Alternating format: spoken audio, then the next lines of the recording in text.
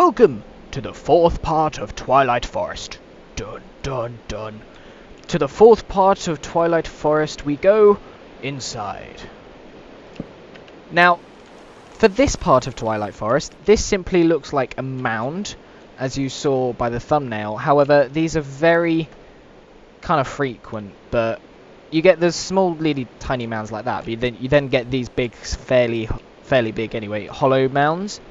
In which point, inside here is what's the fourth part of this. The fourth part of this will be. Now, I need to try and find the entrance into this. Sometimes you may not find it as easy. Like one time, I had to dig straight into the side with my friends to actually try and get in. Now this looks interesting. Now, if you see that down there, that is some of the mobs that you will encounter in here. Now, first things first, as I'm here and I've seen this stuff here is torchberries, which you can pretty much use to replace coal, so you have stick and then torchberries, in which point with it, instead of the normal 4 torches you will make 5. Just a small little thing to pay attention to. Now, as you can see, I am actually doing this properly because I enjoy doing it like that, and I have more fun. Although it's not exactly properly, I did kind of give me this stuff, but overall I'm doing it properly, so you can't blame me.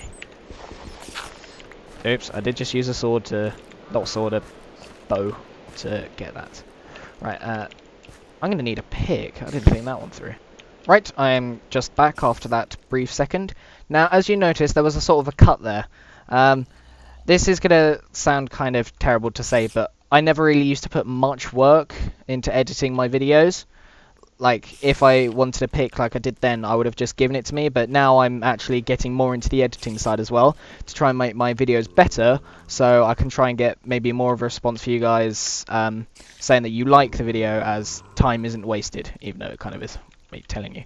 Now, as you can see, there is a lot of ore here, and to also tell you're in a hollow hill, you'll see this glowstone. Now, as you can just see here, that's diamond. I've only just noticed I'm still in that. There we go. That is diamond. I've never found diamond in one of these before. Frankly, I didn't realise you got them here.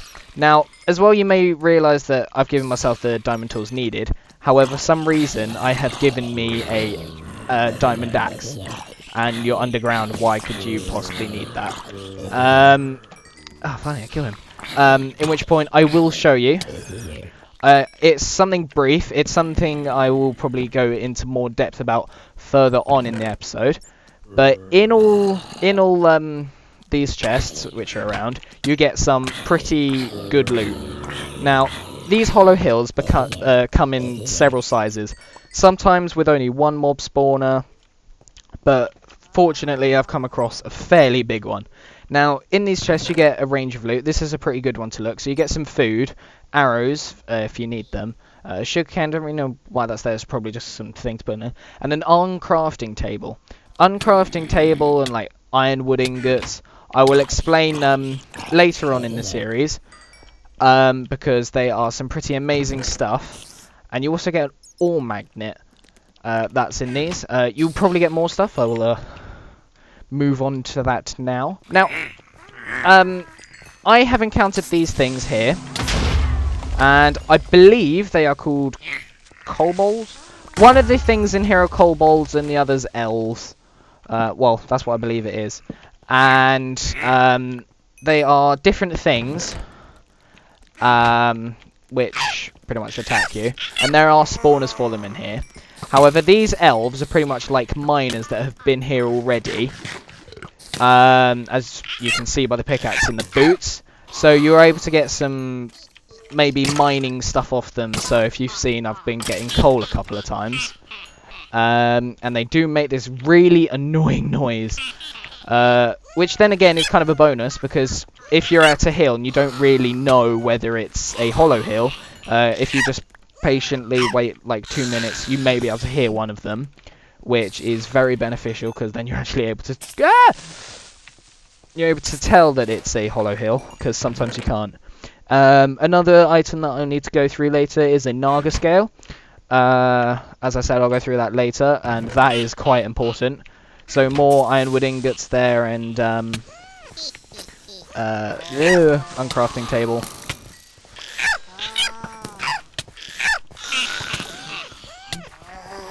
There we go. I should really push some torches down, otherwise these things are just going to keep spawning at me. I haven't really thought this through. Okay. Normally, most people don't really play this mod on its own that I know. Loads and loads of people play it with Feed the Beast.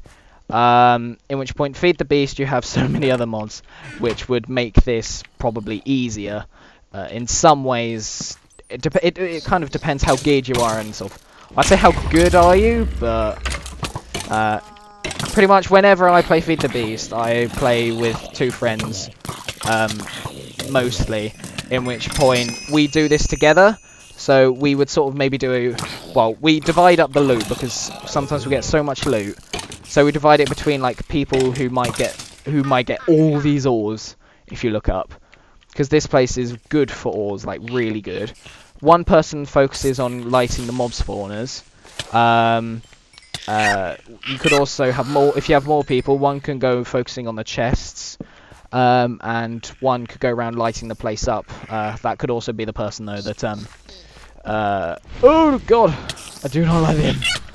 That could also be the one that, kills the mobs, as I was saying. Wow, I'm really getting myself trapped in this. Right, okay, I appear to have fallen down. I will see you in a quick second, while I try and make my way back up.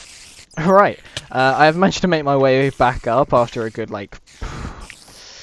2 seconds, because there was pretty much a path right next to it, and I've encountered a lot of these.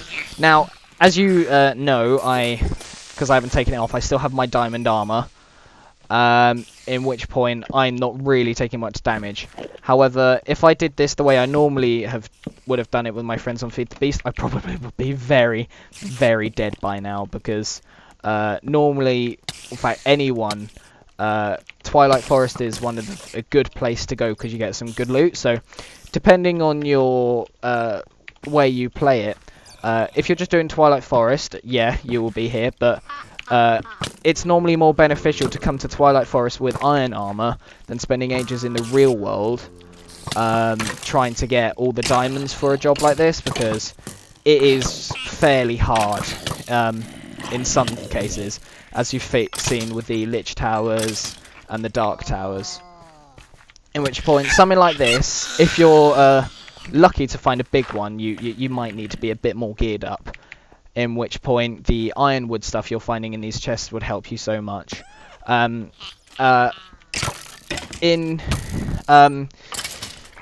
just a quick brief thing, on my YouTube channel, I started annotations a while ago, and sort of just got sidetracked all the time when I uploaded a video, so I'd never really put any.